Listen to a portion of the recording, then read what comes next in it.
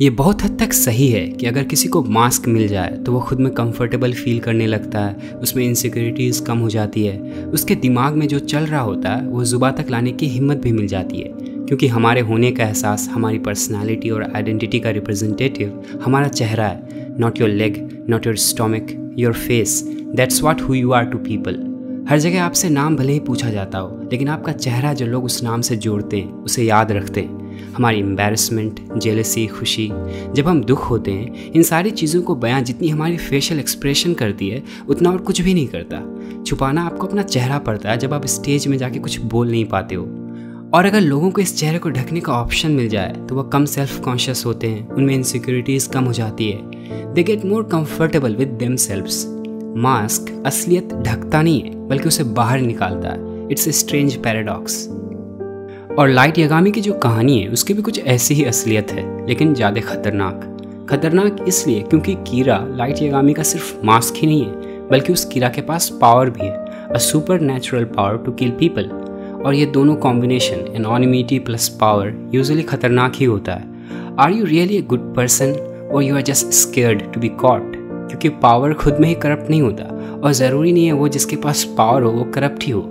लेकिन अगर आप उस पावर के यूज़ के अकाउंटेबिलिटी को अवॉइड कर सकते हो, या आपको ऐसा लगे जैसे आप पकड़े नहीं जाओगे, तो उस पावर का गलत इस्तेमाल हो सकता है। लाइट यागामी एक एकेडमिकली गिफ्टेड, बहुत ही इंटेलिजेंट, एथलेटिक स्टूडेंट रहता है।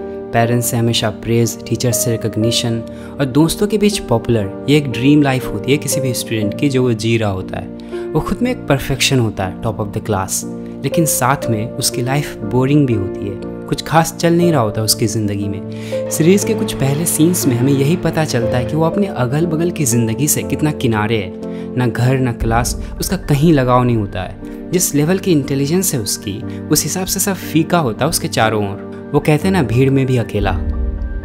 लाइट की बहुत ही ऑर्डर्ड पर्सनैलिटी है, detail oriented and organised. It is the opposite of chaos.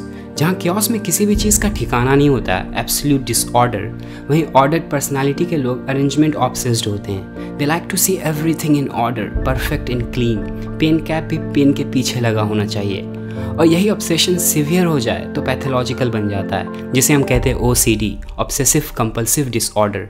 वैसे लाइट में ऐसा कुछ डिसऑर्डर दिखाया नहीं गया है, लेकिन उसमें ऑर्डर को लेके ऑब्सेशन ज़रूर दिखता है। वो जिस तरह से रहता है, उसका रूम, ड्रेसअप, वो अपने काम को बहुत ही स्ट्रक्चर्ड मैनर में करता है। He is not a typical teenager, उसमें सेल्फ डिसिप्लिन है। और वो जिस प्रेज और पॉपुलैरिटी के साथ बड़ा हुआ है, इससे उसमें सेल्फ राइटियसनेस भी बहुत ज़्यादा है। I am always right. लेकिन सच ये भी है कि वो अपने हर एक चीज़ को बहुत ही परफेक्शन के साथ करता है। उसके रिपोर्ट कार्ड से लेकर के बेडरूम तक you will find everything in tip top condition. और यही ऑर्डर ऑब्सेशन उसके इमीडिएट पर्सनल लाइफ से आगे बढ़ दुनिया को लेके आ जाती है जब उसे डेथ नोट मिलता है। वो दुनिया को भी क्लीन और परफेक्ट बनाने की सोचता है, सब चीज़ ऑर्डर में लाने की सोचता है। और इसीलिए वो क्रिमिनल्स और इमोरल लोगों को ख़त्म करने लगता है। World will be a better place without these रॉटन people, जैसा वो सोचता है। In his perspective, criminals cause disorder in the world, so eliminate them. If Joker is an agent of chaos, then Kira is an agent of order.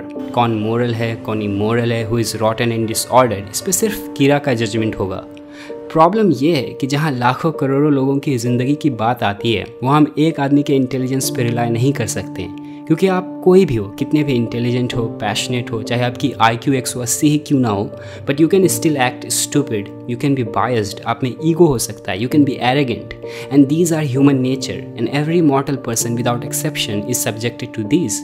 21वीं सदी किसी एक इंसान का देन नहीं है, it is the result of collective intelligence. बड़े बड़े कंपनियों में भले हम एक चेहरे को देखते हैं, लेकिन उस कंपनी को चलाने में और भी इंटेलिजेंट माइंड्स इन्वॉल्व होते हैं। साइंस में कोई एक जीनियस नहीं बताता है कि ऐसे दुनिया काम करता है। किसी भी थियोरी का पहले पीयर रिव्यू होता है, उसे क्रिटिसाइज़ किया जाता है, दूसरे एक्सपर्ट्स द्वारा गलतियाँ निकाली जाती है। इस तरह से हम एक दूसरे के कमियों को बैलेंस करते हैं। एक आदमी की स्टूपिडिटी की भरपाई के लिए उसके चारों ओर हम 10 माइंड्स और लगाते हैं। इसीलिए डेमोक्रेटिक गवर्नेंस में हम पावर को डिस्ट्रीब्यूट करते हैं, पैरेलल इंस्टीट्यूशंस बनाते हैं, जजेस, कोर्ट्स, ताकि गवर्नमेंट को चेक कर सके। One supreme leader is dangerous, चाहे वो कीरा ही क्यों ना हो। और वैसे भी क्या कीरा जेन्युइनली दुनिया को ठीक करना चाहता था, या वो बस बोर्ड था अपनी ज़िंदगी से, र्यूक के तरह? क्या वो ये सब मोरल और काइंड हार्टेड लोगों के लिए कर रहा था, या वो बस अपनी पहचान दिखाना चाहता था दुनिया को? और सबसे इम्पॉर्टेंट क्वेश्चन, क्या दुनिया को 100% क्राइम फ्री बनाने के बाद वो मारना बंद कर देता? मैं लाइट के इंटेंशन पे डाउट नहीं कर रहा, लेकिन मैं श्योर भी नहीं हूँ। जहाँ तक मुझे पता है, obsession knows no end. Obsession का अंत आपके अंत के साथ होता है, उससे पहले नहीं। और लाइट ऑब्सेस्ड था ऑर्डर और परफेक्शन को लेके। डेथ नोट ने उसके इस ऑब्सेशन को और भी बढ़ा दिया, इस हद तक कि वो खुद को गॉड कंसिडर करने लगा। लेकिन था वो इंसानी, जस्ट अनदर मॉर्टल बीइंग। और ये चीज़ उसके हार का भी कारण बना। जब लाइट लिंडेल टेलर को मारता है टेलीविज़न ब्रॉडकास्ट में, तब ये चीज़ क्लियर हो जाता है कि वो एक इंसान है, कोई भगवान है। फैक्ट तो ये है कि लाइट डर जाता है और मारकर वो अपने मोरल और इमोरल के डिस्टिंक्शन को भी ब्लर कर देता है। वो नॉन क्रिमिनल्स को भी मार सकता है, वो अपने लिए भी मार सकता है। और एल के लिए बहुत ही क्रूशियल इन्फॉर्मेशन था इन्वेस्टिगेशन में आगे बढ़ने के लिए। और दूसरा क्रूशियल चीज़ जो कीरा के पकड़े जाने का कारण भी बना, वो है मिकामी, जो कीरा के लिए जजमेंट देता है। मिकामी भी ऑर्डर ऑब्सेस्ड रहता है, उसकी लाइफ स्टाइल भी काफ़ी स्ट्रक्चर्ड होती है। कब क्या कितना करना है ये तय होता है। मिकामी जब तकादा को मारने लगातार दूसरी बार बैंक जाता है तो वो काफ़ी अनयूजुअल लगता है नियर को, क्योंकि वो हमेशा महीने के 25th पे ही बैंक जाता था। इसी कारण फिर रियल डेथ नोट का पता चलता है और फिर बाजी पलट जाती है। हम जब भी कोई बड़ी डिसीजन लेते हैं अपनी लाइफ में, या कोई बड़ा काम करने की सोचते हैं, तो उस चीज़ को हम क्यों कर रहे हैं ये हम खुद को जस्टिफाई करते रहते हैं। और इस पे आप हमेशा खुद को ही फेवर करते हो। जब भी इंसान किसी चीज़ के लिए पैशन डेवलप करता है, तो हमेशा उसके पास एक ऐसा वजह भी होता है जो उसे कन्विंस कर देता है कि वो ये काम करने के लिए ही बना है। हमारी इंटेंशन और इमोशंस जेन्युइन लगती है हमें। लेकिन कुछ केसेस में इंसान किसी चीज़ के लिए पैशनेट फील करना चाहता है क्योंकि वो किसी दूसरे चीज़ से खुद को डिस्ट्रैक्ट करना चाहता है, अपने अंदर कुछ दबाना चाहता है, किसी चीज़ से दूर भाग रहा होता है वो। Sometimes we are existentially anguished and hollow. और सेंस ऑफ पैशन या ऑब्सेशन हमें ऐसे स्थिति से रेस्क्यू करता है, एक नया नैरेटिव देता है ज़िंदगी जीने के लिए। It makes us forget our broken life. When we are on to something we forget how we are inside.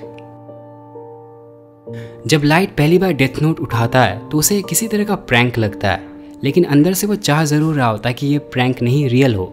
और जब ऐसा हुआ तो उसे भी ऐसा लगने लगा कि कैसे वो दुनिया को बचाने के लिए ही बना है, as if he was the chosen one. कोई दूसरा नहीं कर पाता जो वो किया। लेकिन सच ये भी है कि वो अपनी ज़िंदगी से बोर्ड था। वही हर दिन सेम चीज़ रिपीट करते करते वो परेशान था। ना ही उसका किसी के साथ मीनिंगफुल रिलेशन था और ना ही वो कहीं इंटरेस्टेड था। तो ऐसे में डेथ नोट ने उसे वो दिया जो वो डेस्परेटली खोज रहा था, a distraction from his boring meaningless life.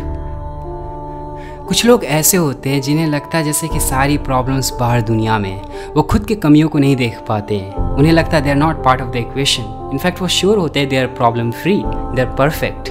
और ऐसे लोग अगर दुनिया को ठीक करने निकल जाए तो उल्टा प्रॉब्लम्स बढ़ जाती है।